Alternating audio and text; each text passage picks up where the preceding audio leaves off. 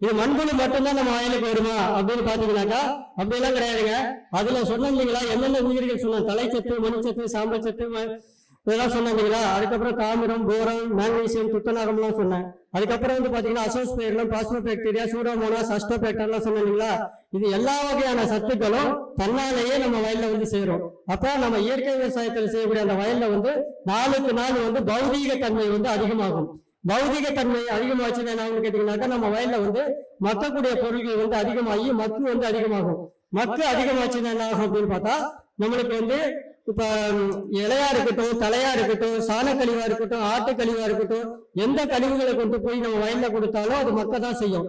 இப்ப ஒரு உதாரணத்துக்கு சொல்றேனே, ஒரு டிப்பர் வந்து நம்ம நாட்டு மாட்டோட எருவையோ இல்ல இலைத்தலைகளையோ கொண்டுட்டு போய் நம்ம வயல்ல கொண்டு போய் பரப்பணும் அப்படின்னாக்கா, அதே மக்கி ஒரு 6 மாசத்துல எவ்வளவு நம்மளுக்கு கிடைக்கும் அப்படின்னு பார்த்தாக்கா, ஒரு 100 கிலோ அளவுக்கு அதுல நம்மளுக்கு வந்து கார்பன் கிடைக்கும்.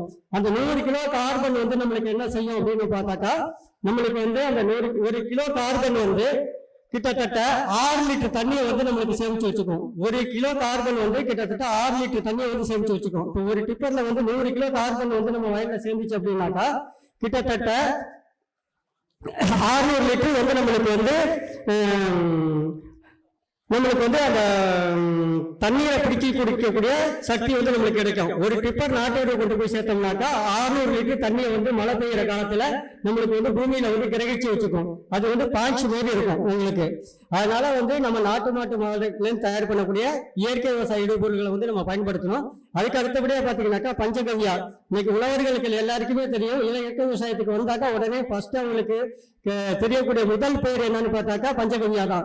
இந்த பஞ்சகவ்யா வந்து எதை அடிப்படையா வச்சு நம்ம கொடுக்குறோம் அப்படின்னு பார்த்தாக்கா, நாட்டு மாட்டுல இருந்து கிடைக்கக்கூடிய 5 பொருள்களை மையமா வச்சுதான் நம்ம வந்து செய்யறோம். நாட்டு மாட்டுல நம்மளுக்கு என்னென்ன கிடைக்குது, சாணம், கோமியம், பால், தயிர், நெய், இதெல்லாம் கிடைக்குது. இந்த நாம இது மட்டும் இல்லாம அதுக்கு இந்த 5 பொருளை வந்து ஒரு 5 கிலோ மாட்டு சாணம், அதுக்கப்புறம் 3 லிட்டர் கோமியம், 2 லிட்டர் பால், 2 லிட்டர் தயிர், 1/4 கிலோ நெய். ஆனா இன்னைக்கு நெய் விற்கிற விலையில வந்து நம்மளால வந்து நெய் வாங்கி வந்து நம்மளால பண்ண முடியாது. ஏன்னா நாட்டு மாடே வந்து கறக்கிறது வந்து 1/2 லிட்டர் 1 லிட்டர் தான் கறக்கும். அப்ப அதுல இருந்து நம்ம நெய் தயார் பண்ணி எடுக்கிறதும் ரொம்ப சிரமம். அதுக்கு பதிலா ஒரு 2 கிலோ கடல புண்ணாக்கு சேர்த்துக்கலாம்.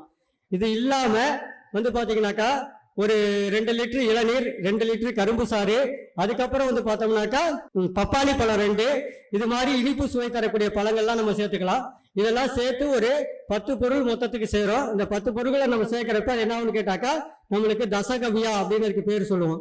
இதை நம்ம எப்படி என்ன செய்யணும் அப்படின்னு கேட்டாக்கா, ஃபர்ஸ்ட் வந்து சாணம், கோமியம், பால், தயிர், கடல புண்ணாக்கு, இந்த இளநீர், அதுக்கப்புறம் வந்து கல், அதுக்கப்புறம் வாழைப்பழம், பப்பாளி பழம், இது எல்லாத்தையும் வந்து ஒரு பிளாஸ்டிக் ட்ரம்ல போட்டு கரைச்சி நம்ம வச்சிடணும். வச்சுட்டு என்ன செய்யணும் கேட்டா, 21 நாளைக்கு வலது பக்கமா வந்து நம்ம வந்து கம்பால சுத்தி விடணும்.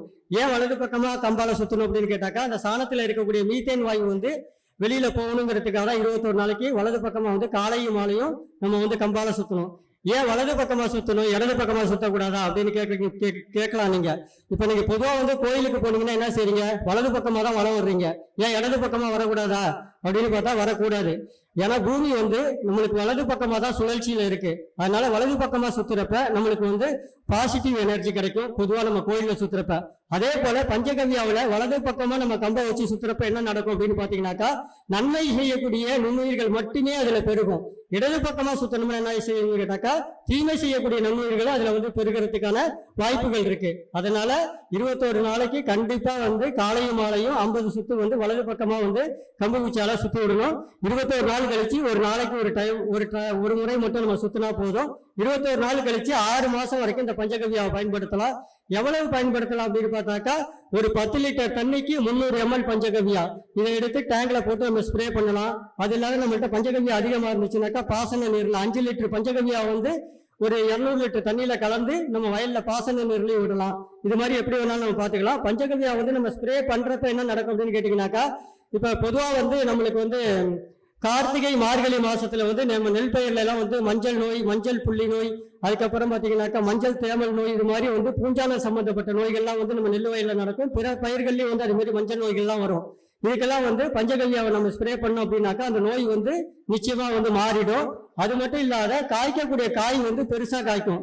இப்ப உதாரணத்துக்கு சொல்லணும் அப்படின்னாக்கா, ஒரு எலுமிச்சை மரத்தில் நம்மளுக்கு அடிக்கிறோம் அப்படின்னாக்கா வந்து அந்த எலுமிச்சம்பழம் வந்து உங்களுக்கு வந்து ஒரு 40 கிராம் 50 கிராம் இருக்கு அப்படின்னாக்கா நீங்க பஞ்சகவ்யம் அடிச்சீங்கன்னாக்கா 75 கிராம் 100 கிராம் அளவுக்கு வந்து அந்த எலுமிச்சம்பழம் வந்து நம்மளுக்கு பெருசா காய்க்கும்.